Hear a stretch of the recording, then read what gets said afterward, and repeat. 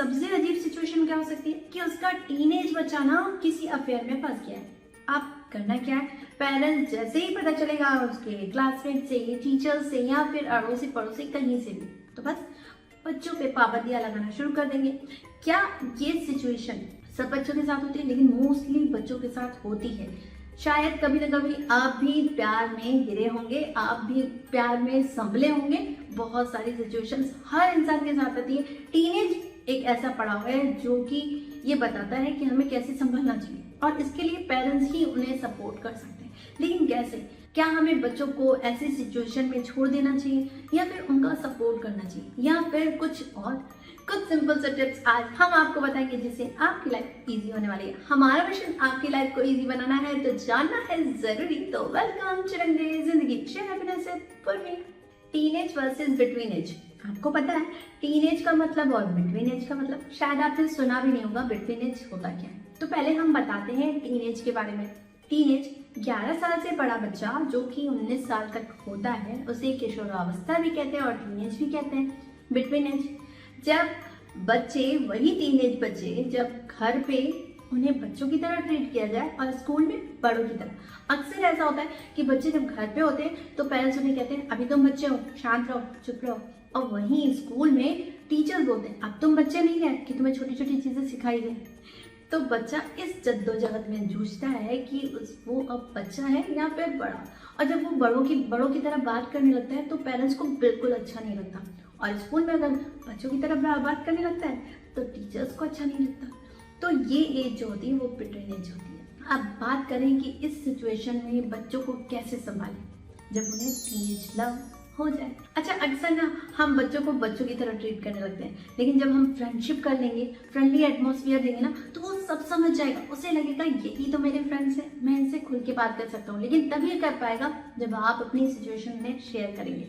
अब आप बोलेंगे कि मैं अपने अफेयर, अपने लव के बारे में उसे कैसे बताऊँ, उसे कैसे ये सब चीज़ें समझाऊँ?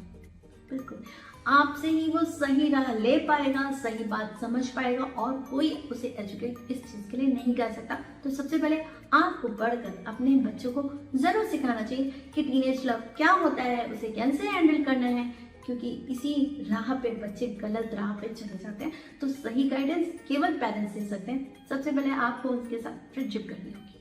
अच्छा, भारतीय समाज में ना टीनेज की बात करें तो टीनेज लव को बिल्कुल अलग निगाह से देखा जाता है, लेकिन सच पता है ये दौर तो सबके साथ आता है। और दूसरी बात, पहले के दौर में अगर चेक करें तो पहले के दौर में शादियां ही हो जाती थी 16-17 साल के एज में, तो ये दौर बहुत आसानी से निकल जाता था। लेकिन आज के टाइम में चूंकि बच्चे करते ही शादी 25 के बाद है, तो इस दौर को निकलना बहुत मुश्किल हो जाता है और गलत राह पकड़ना बड़ा इजी हो जाता है। तो इसलिए बच्चों को एजुकेट करना बहुत ज़रूरी है। पहले तो आपने उनके साथ फ्रेंडली एटमॉस्फेयर डेवलप किया, उसके बाद जब फ्रेंडशिप हो गई तो आपने अपनी बातें डिस्क्लोज की। लेकिन जब भी आपको अगर पता चले कि बच्चा टीनेज लव में है तो गुस्सा तो नहीं करना है, आपको अपने अंदर एक ये फीलिंग लानी है। अगर बच्चा खुल के बता भी रहा है तो आप उस पर गुस्सा मत होने लगे कि अब गुस्सा होना है क्योंकि उसने मुझे बता दिया, क्लियर हो गया। नहीं, उस समय आपको गुस्सा नहीं करना है क्योंकि ये सिचुएशन तो आनी ही थी। अब बात आती है कि अगर गुस्सा ना करें तो क्या करें? बस उन्हें समझाने का तरीका आपको आना चाहिए। बच्चे को समझाया, सही तरीके से समझाया ना, तो बच्चा सही राह ढूंढ लेगा, समझ लेगा। लेकिन अगर आपने उन्हें गुस्सा किया तो वो आइंदा से आपके साथ फ्रेंडली तो कभी नहीं होगा। जब भी उन्हें प्रॉब्लम होगी वो अपने दोस्तों के साथ शेयर कर लेगा, किसी और के साथ शेयर कर लेगा, लेकिन आपके साथ शेयर कभी नहीं करेगा। तो इसलिए गुस्सा नहीं होना है, खुद पे कंट्रोल रखना है और सबसे पहले खुद को समझाना है कि ये सिचुएशन सभी के साथ होती है। सबसे पहले ना आपको टीनेज लव के बारे में एडवांटेज और डिसएडवांटेज दोनों चेक करनी होगी। जो है ना उसकी एक लिस्ट बना लीजिए। पहले खुद की स्टडी तो कंप्लीट कीजिए, तभी तो आप बच्चों को समझा पाएंगे, पढ़ा पाएंगे। तो सबसे पहले आपको ये समझना होगा कि टीनेज लव की अच्छाई क्या है, बुराई क्या है, पॉजिटिव क्या है, नेगेटिव क्या है। जब ये चीज़ें समझ जाएंगे तो बच्चे को समझा पाएंगे। और नेगेटिव मेरे हिसाब से आपको ज़्यादा दिखेगा, तो आप वो सारी चीज़ें जब डिस्क्राइब करेंगे तो बच्चा समझ पाएगा कि मैं गलत जा रहा हूँ या सही जा रहा हूँ, इसमें पॉजिटिव क्या है और नेगेटिव क्या है। जब आप बच्चे को बताएंगे ना तो वो खुद ही समझ जाएगा और संभल जाएगा, और ये समझाना बहुत सही। अच्छा, आप ना उन पे अपना डिसीजन मत थोपने लगेगा क्योंकि अगर आपने अपना डिसीजन उन पर थोपा ना तो वो आपकी बात तो बिल्कुल नहीं सुनने वाले। तो सबसे पहले उनके एडवांटेज और डिसएडवांटेज अगर आपने बता दिए टीनेज लव के, तो बच्चा खुद ही डिसाइड करेगा ना कि उसे क्या करना चाहिए।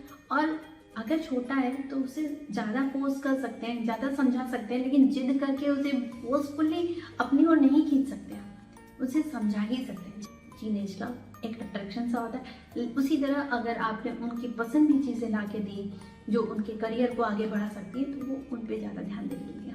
तो इन चीज़ों को ध्यान दीजिए। और बच्चे को ये समझाना बहुत ज़रूरी है कि करियर बहुत इंपॉर्टेंट है, ये चीज़ें तो लाइफ में आती जाती रहेंगी और ये लाइफ में आगे काम नहीं आती। कुछ भी चीज़ें जो बच्चा समझ पाए और फील करे, हाँ ठीक है चलो माना, लेकिन उनसे पहले कुछ बन के दिखाने की प्रॉमिस लीजिए। जब उनसे बन के दिखाने की प्रॉमिस लेंगे ना, तो बस बच्चा उस पर फोकस करेगा और उसे लगेगा कि इस चीज़ में, अफेयर में जो फंसा हुआ वो मुझे आगे मिल जाएगा।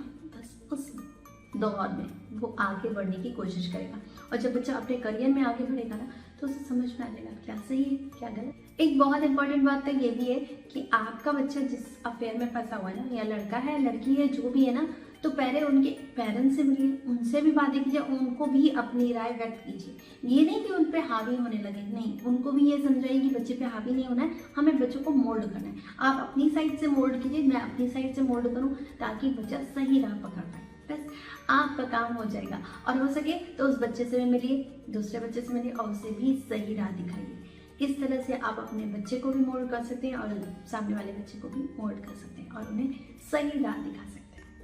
तो जाते थे मैं बस इतना ही बोलना चाहूंगी कि आपको ना टीनेज लव के बारे में अपने बच्चे को गाइड करना है, समझाना है, लेकिन फोर्सफुली उन्हें थोपना नहीं है, यानी अपने डिसीजन को उन पे थोपना नहीं है। हाँ, बच्चा सही गलत समझ सकता है, उसके लिए उसे क्या करना चाहिए, बस आपको उन्हें सही राह दिखाना चाहिए। उनकी थॉट प्रोसेस को आपको चेंज करना होगा, उन्हें उन चीज़ों में ज़्यादा इन्वेस्ट करना होगा जिनके लिए वो अपना करियर बना सकते हैं।